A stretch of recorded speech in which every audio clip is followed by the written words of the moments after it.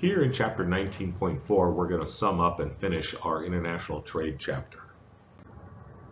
So the first thing we're going to do in this particular set of slides is we're going to start off with a more technical analysis than the verbal analysis we've done up to this point. Now remember, by looking at the title in blue here, we see the figure is going to deal with the impact of trade restrictions. On previous slides, we did the impact of trade restrictions verbally. We pointed out that restrictions on international trade reduce the total supply and thereby drive up the price, and so consumers have fewer items available. And that means, of course, their standard of living goes down. So that was what we said in words. Now let's try to demonstrate that using a more graphical analysis. Now the purpose of the graphical analysis is to give a much stronger technical argument that is much less fuzzy than a verbal argument. Okay, so let's take a look at our first slide, upper left-hand corner. Here we have supply and demand, assuming there's no international trade. So let's use an embargo as a classic example. Let's assume we're in the US and we've embargoed all foreign imports and we don't let them into the country. So what will be the supply and demand? Well, on this particular graph, we're assuming that we come to equilibrium at point A at a price of P1 and an output of Q1. Now in the next slide, the upper right-hand slide, we have what's called the free trade equilibrium.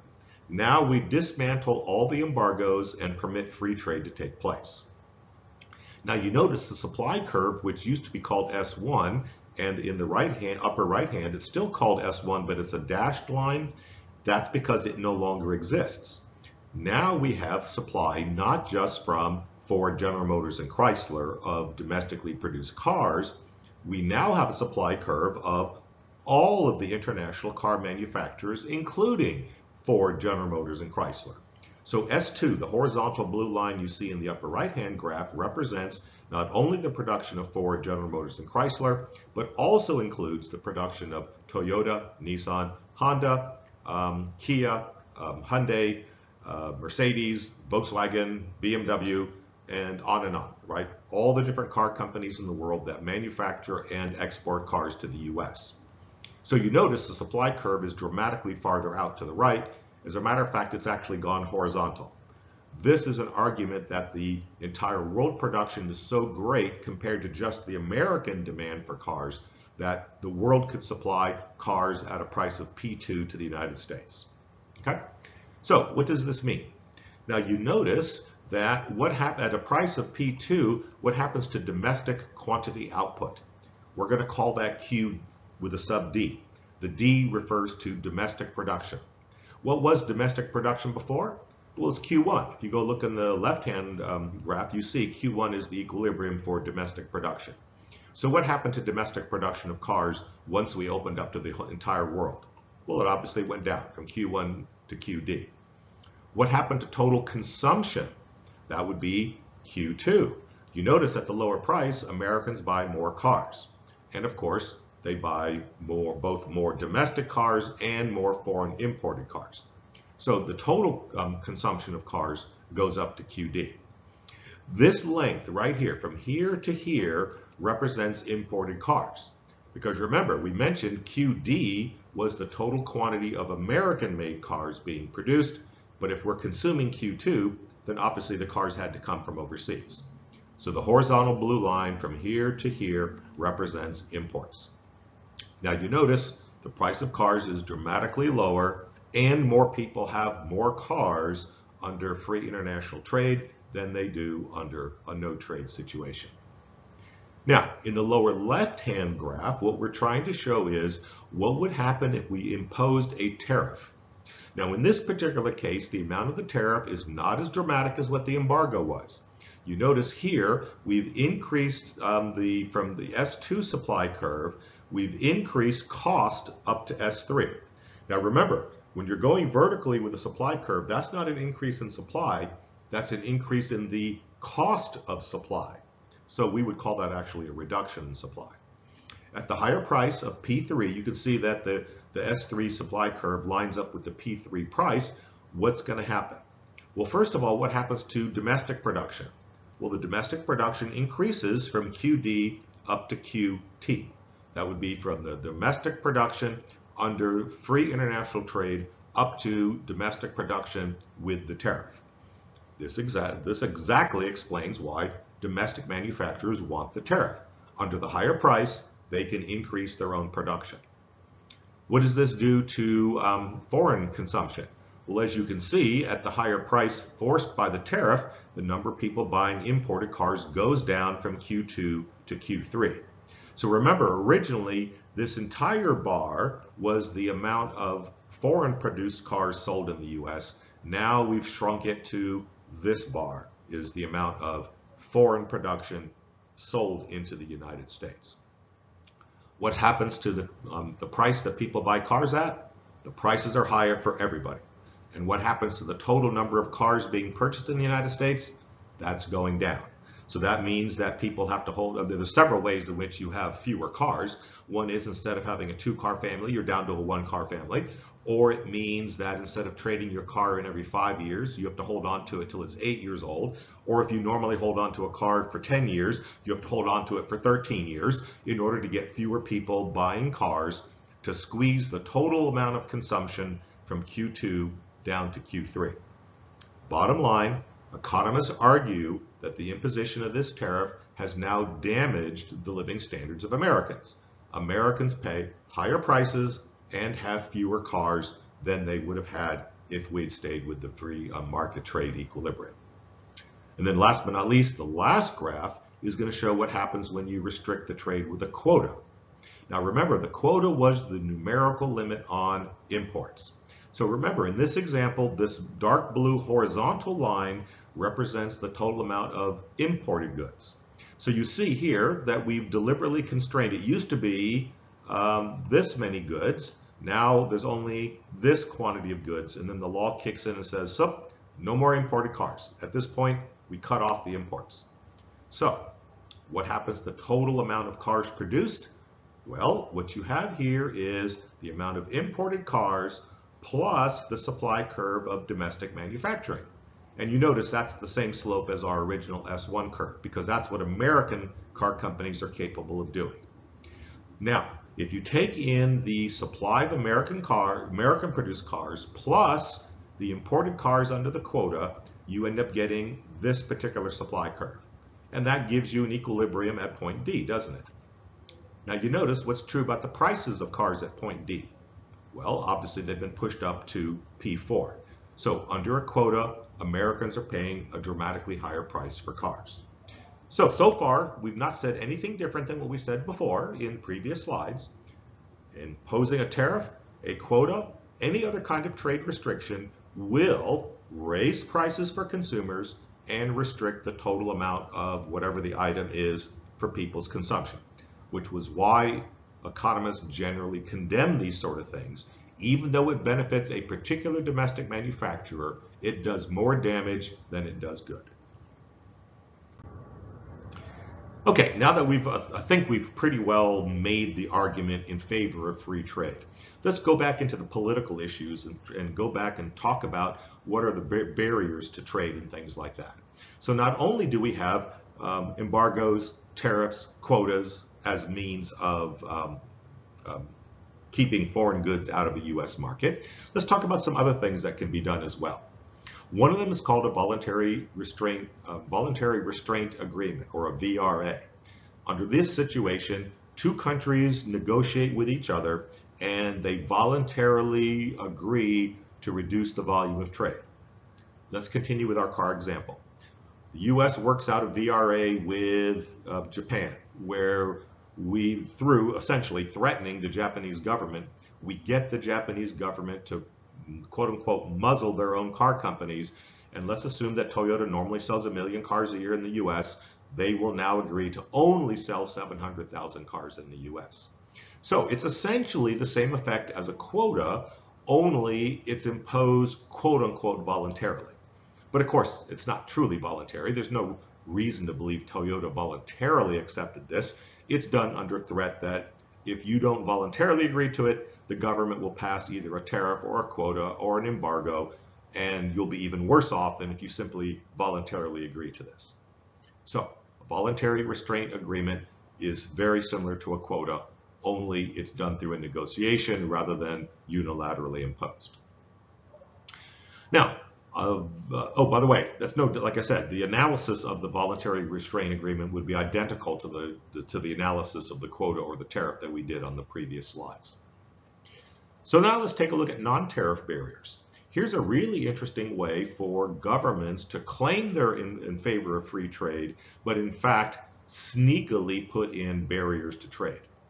Non-tariff barriers are the use of product standards, licensing restrictions, restrictive procurement practices, safety regulations, all designed to deter the qualifications of products to be imported.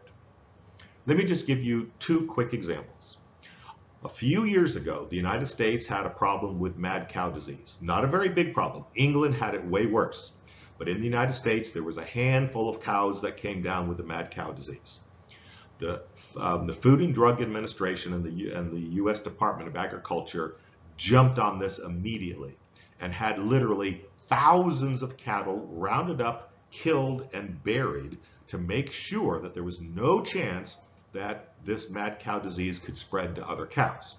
And then they did a rigorous inspection program of checking out the remaining living cows to make sure they did not have the disease.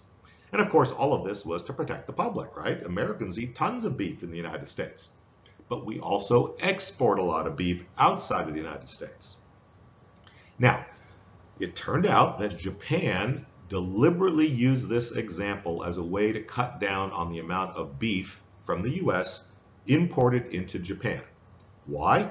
To protect the domestic, meaning in this case the Japanese domestic farmers from competition from the U.S.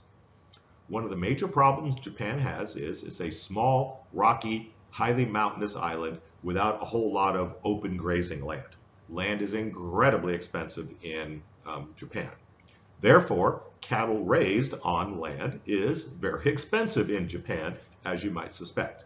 Whereas in the United States, we have tons of acreage where you can raise cattle relatively easily. So the U.S. has a natural comparative advantage in the production of beef compared to Japan. So, according to general trade theory, this free trade argument we've been making, the United States should be exporting beef to Japan, and then whatever Japan's really good at, maybe making copiers, they do make some darn good copiers, Ricoh, I can't name all the brands, but you know what I mean. They produce a lot of really good quality copiers.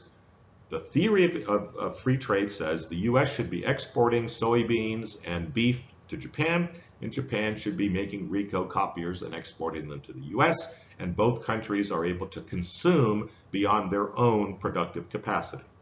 And that's because the U.S. is specializing in its area of comparative advantage, which is cheap land, and we're able to export tons of grain and beef, and then the Japanese do the opposite. So the Japanese stepped in and said, we don't want to do the free trade thing. Instead, what we're going to do is we're going to restrict the American export of beef into Japan, and we're going to use the excuse that mad cow disease exists, and therefore, for safety reasons, we're going to ban U.S. beef. Now, there is no reason to believe that this was a legitimate argument. Most economists believe it was an excuse, a pretext, in order to what they really wanted to do was put a barrier up against U.S. beef, but without actually putting a tariff. Because if they had put a tariff, there'd be a good chance the United States would have retaliated with a tariff against their copiers or against their cars or whatever, and then the Japanese would have realized they just shot themselves in the foot. They would have saved a bunch of farmers' incomes, but they would have damaged the copier companies' incomes, which doesn't make any sense since they're better at copiers than they are at farming. So, by using a non-tariff barrier, they were able to sneak this in and keep U.S. beef exports or exports from the U.S., imports into Japan of American beef. They were able to keep it out of the country for a couple of years until finally international pressure forced them to back down on this issue. They finally had to admit there's nothing wrong with U.S. beef. The U.S. Department of Agriculture nipped the problem in the bud. There's no evidence whatsoever that there's any tainted beef going to Japan, but they were using it as an excuse. So that's what I mean by a non-tariff barrier. And the purpose of non-tariff barriers is to fly the equivalent of a tariff under the radar screen so you don't end up triggering a retaliatory tariff war. But of course, the impact of the non-tariff barriers is exactly the same as for a tariff or a quota. It raises prices and damages the well-being or the standard of living of domestic consumers. Now, a lot of times we work out what are called multilateral trade deals. It turns out that special interests usually hold the upper hand in international trade negotiations. It's the power of special interests when they have lobbyists in Washington. The steel industry is constantly lobbying to get a special steel tariff. The auto industry is lobbying. The Japanese farming industry is lobbying against U.S. grain and against U.S. beef. This is going on everywhere in the world. It's not just something that evil Americans do. Virtually all countries in the world, domestic manufacturers, are constantly pushing for more restrictions on international trade to benefit themselves, even when it damages the entire economy and damages the consumers. So there's constant pressure on Congress to restrict trade. So what oftentimes happens is, because we know that international trade is good for everybody simultaneously, even if it's not good for the specific import competing industries, we try to come up with multilateral trade pacts where individual special interest groups are not allowed to pick and choose which item gets a tariff and which one doesn't. So we work out a deal with literally hundreds of tariffs on both sides and work out a quote-unquote global deal where everyone agrees to the entire list all at once, so that Congress can go back to their special interests and say, sorry, we weren't able to help you on this particular time because we had to make a deal for literally 100 different items. We couldn't possibly squeeze in a special tariff just for you. So that's the theory of multilateral trade deals, and why governments constantly try to negotiate these things to get freer trade and reduce the trade barriers, which are ultimately self-defeating. So let's continue with this argument. The General Agreement on Tariffs and Trade, which is usually abbreviated as the GATT. The GATT is the largest and oldest of trade agreements. And what it does is it tries to get countries together to pledge to reduce their trade barriers and provide equal access to markets for all comers. That's the goal of the GATT. They try to eliminate all tariff barriers. Now, of course, this is all done through negotiations between countries, and so it's not completely effective because every country wants to carve out an exception for themselves. So this takes constant renegotiation between countries. But agreeing to the General Agreement on Tariffs and Trade puts downward pressure on tariffs and quotas to make sure that the special interests don't have the upper hand. Another international organization is called the World Trade Organization, and it also tries to enforce free trade rules. So both of these together are very important. Actually, the World Trade Organization has taken over from the General Agreement on Tariffs and Trade, which was put in place after World War II. The WTO is its modern equivalent that replaced the General Agreement on Tariffs and Trade. Now, not only are there global agreements to try to reduce tariffs and increase trade, we have some specific examples of what are called multilateral trade deals, where this means that two countries get together and work out a deal, or maybe even three countries get together and work out a trade deal. The USMCA is a trade agreement between the US, Mexico, and Canada. And you can see from the initials, US for the US, M for Mexico, C for Canada, and A just for agreement. This is essentially the new version of what's called NAFTA. NAFTA was the North American Free Trade Agreement, negotiated back in Clinton's administration, which is back in the 1990s. And what this did was it lowered tariff barriers between Canada, Mexico, and the US dramatically. And the USMCA is the newer version of the NAFTA agreement. There's another one of these multilateral agreements called the TPP, or the Trans-Pacific Partnership, and it was supposed to be another regional trade pact linking 12 nations bordering the Pacific Ocean and the US. And the purpose of it was to renegotiate trade barriers downward. The US withdrew from the TPP when President Trump was elected. He made a major push against multilateral trade deals, arguing that the trade deals actually hurt the United States. But of course, it doesn't hurt the US it hurts specific importers. And that's a very difficult thing to disentangle in people's minds. If steel imported from China is hurting U.S. steel and causing U.S. steel to lay off thousands of steel workers, that's an obvious harm of doing trade in steel with China. But what we're not seeing is when you import the cheaper steel, companies like Ford can make cars and pickup trucks cheaper and export those cars because Ford now becomes more competitive in the world market since it's buying the now cheaper Chinese steel to make the cars. That part is usually not talked about. And that's one of the reasons why politics tends to mess up free trade, because politicians respond to the visible, easy layoff of the steel workers, whereas the fact that Ford is now hiring an extra 10,000 workers because they've become more competitive, very few people attribute that to the fact that they bought the cheaper steel. And so it's not as easy to see why Ford is increasing their output. And so that's why people oftentimes have a very strong emotional, visceral reaction against free trade agreements, when in fact economists can prove using pretty good technical analysis that the free trade agreement actually benefits everybody when you take everyone into account, not just the firm competing against the imports. So let's take a look at our last two slides here on this issue. Decisions for tomorrow, who wins, quote unquote, wins trade wars?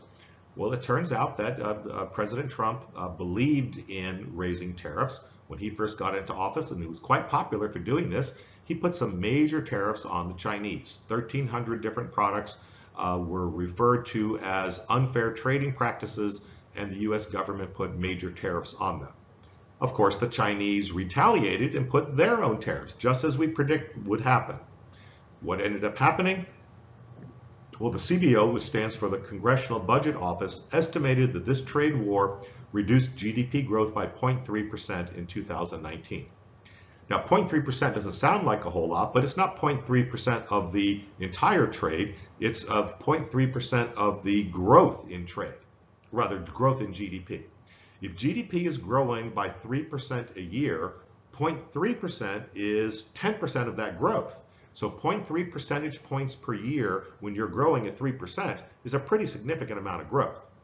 So economists working for the CBO estimated that kicking off this trade war reduced the US growth rate by 10%.